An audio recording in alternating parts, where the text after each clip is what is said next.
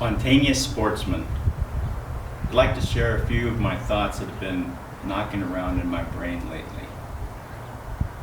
It seems that there's a lot of fear in the world nowadays, and it's just compounding more and more.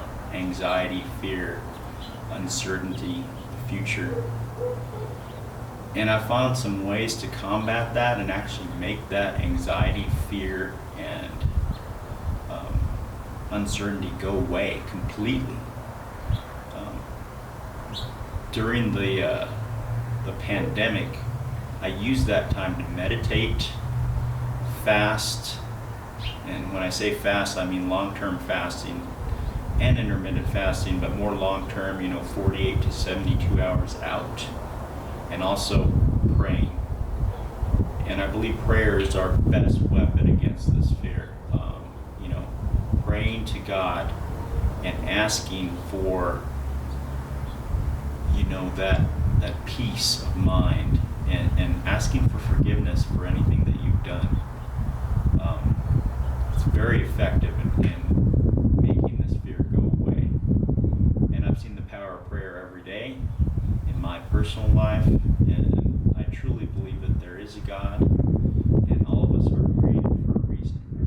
What is that reason? I think it's for love and unity rather than hate and dissension. I think all these groups that are siloed nowadays in the world, the different labels we put on each other, what is this person? Then you start going through all the labels. All that stuff is meant to distract us from our real mission, which is compassion, love, unity.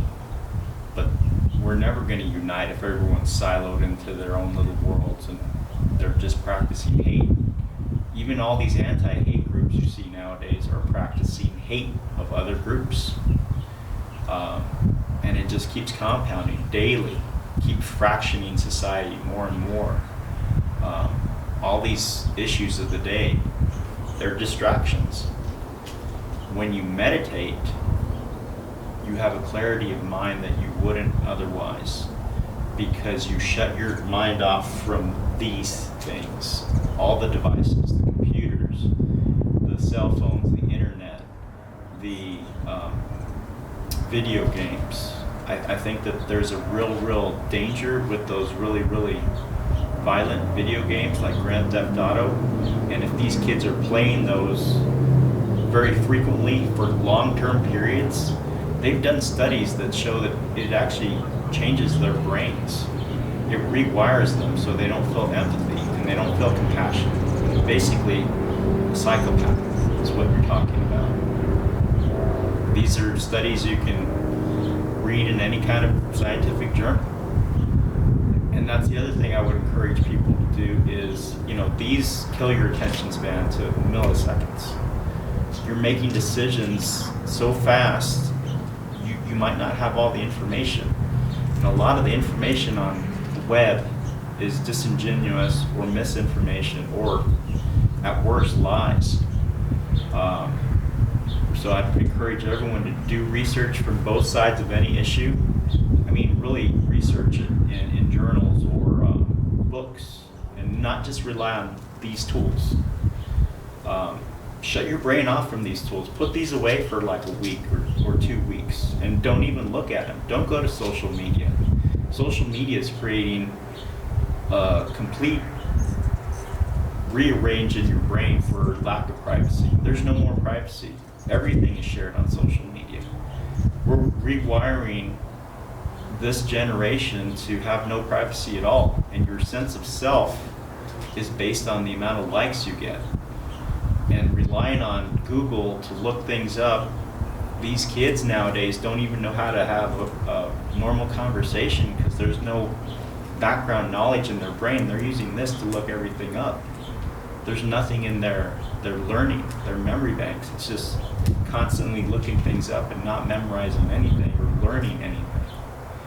And I think that's where we're going. We're headed downhill pretty quick. And I think if we turn to God through prayer, you do meditation so you can clear your mind of all these racing thoughts and focus your attention, pinpoint on any subject, and slow down and make that attention span longer through meditation. The fasting, after 48 hours, your body goes into autophagy, and that's purging all these bad cells, all the bad DNA, any kind of cancerous cells. Our bodies were made perfect to fight any infection or any kind of disease. You don't need any kind of, medication or anything like that if you practice long-term fasting. You don't. And it also helps with clarity of mind because you're not eating 3 meals a day. You're not thinking about your next meal. You can focus your mind on other things rather than food.